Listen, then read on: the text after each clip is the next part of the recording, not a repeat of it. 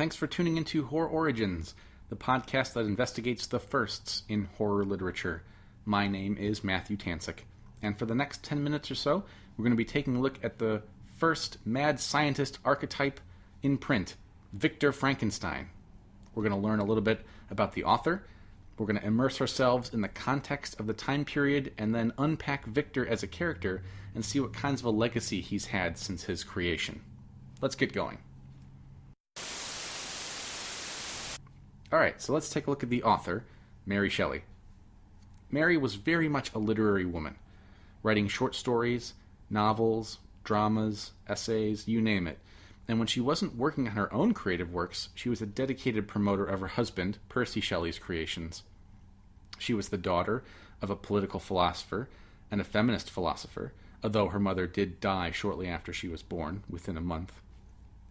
She grew up in a household that was rich in education and with a politically controversial father and with a stepmother that she never grew fond of.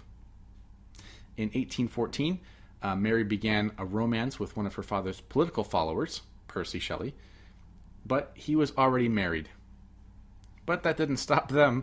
Together with Mary's stepsister, Claremont, Mary and Shelley left for France and traveled through Europe. Upon their return, however, the jig was up because Mary was pregnant with Percy's child. Over the next 2 years, she and Percy faced ostracism, constant debt, and had to face the death of that poor child who was born prematurely. They eventually did marry, however, in late 1816, shortly after the suicide of Percy Shelley's first wife, Harriet. Talk about a rocky life. But let's take a look at the world itself leading up to 1817. It'll give us a better picture of what the mindset was for those first people who read Frankenstein. In 1807, in Manchester, England, the largest factory complex in the world opens up, and the event draws spectators from across Britain and beyond. The factory uses steam acquired from burning coal, and is a change from the power which is normally generated by the river. The availability of coal is helping the British surpass the Dutch in industry in 1807. Fast forward to 1812, in England, a few workers called Luddites in various cities in the spinning, cloth, and finishing industries have gone around destroying machinery. They fear technological unemployment, and some even are executed. In 1814, a negotiated treaty ends the War of 1812 and restores, quote, peace, friendship, and good understanding, end quote, between the United States and His Majesty's Britannic Majesty. In 1815, a year later, Napoleon returns to France. In February, he inspires men to reach again for glory, and his final military defeat comes June 18th at the Battle of Waterloo. In 1816, a big event happens because of the Tambora eruption. 1816 will forever be known as the year without a summer. Amid the gloom in Britain, Mary Shelley then writes this fantastic novel, Frankenstein. As a side note, evidence suggests that the anomaly for the year without a summer was predominantly a volcanic winter caused by a massive eruption at Mount Tambora in the Dutch East Indies. And a persistent dry fog was reported even as far as the eastern United States that reddened and dimmed in the sunlight, which I find tremendously fascinating. So you have this increased industry and mechanization and groups combating that. You have the cooling of political turmoil with the United States and with Napoleon.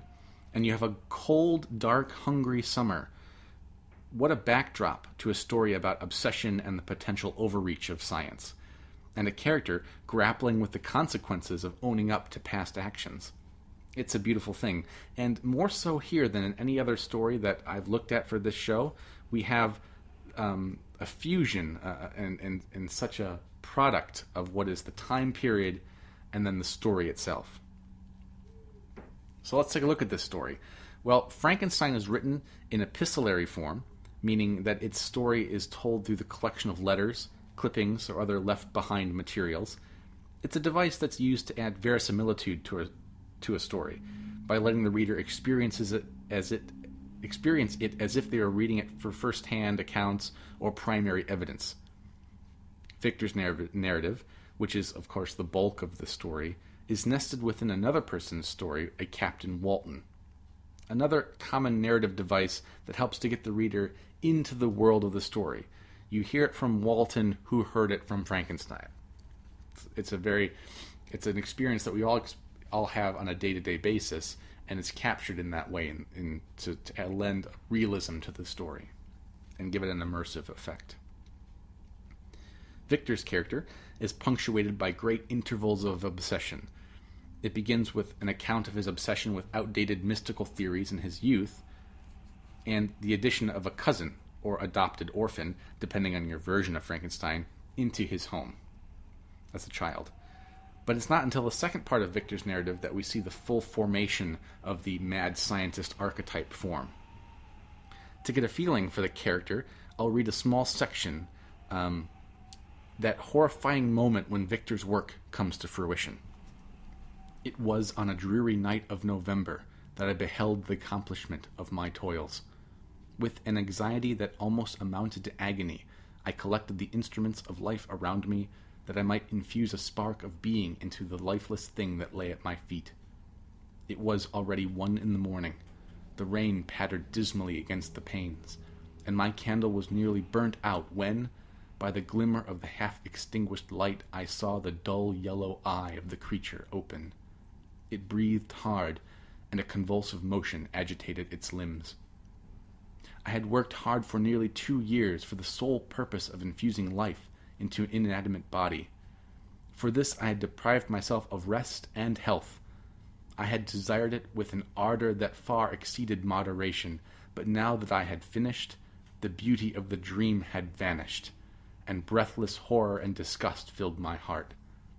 Unable to endure the aspect of the being I had created, I rushed out of the room and continued a long time traversing my bedchamber, unable to compose my mind to sleep.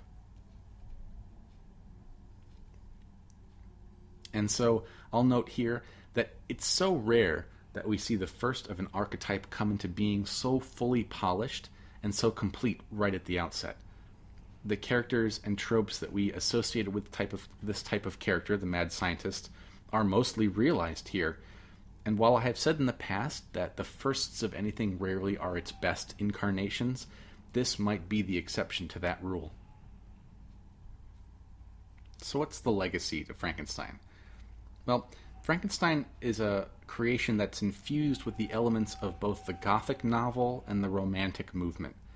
At the same time, although, it's also a clear example of science fiction, a brand new thing. I will quote Brian Aldiss here, who is a respected English sci-fi writer, and he's argued that it should be considered, and I agree with him, the first true science fiction story because it contrasts to previous stories with fantastical elements, resembling those of later science fiction, and the central character, quote, makes a deliberate decision and turns to modern experimentation in the laboratory, end quote, to achieve all of his scientific results.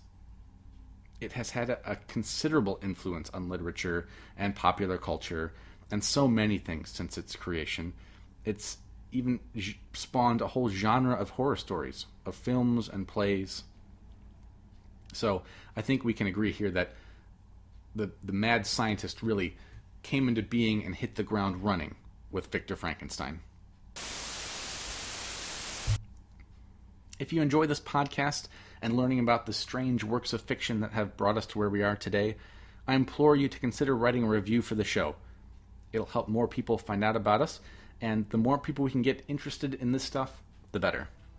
And if you appreciate podcasts that are advertisement-free, like this one, and want to say thanks, you can tweet me at TANZ444 or click on the contact button on MatthewTanzik.com.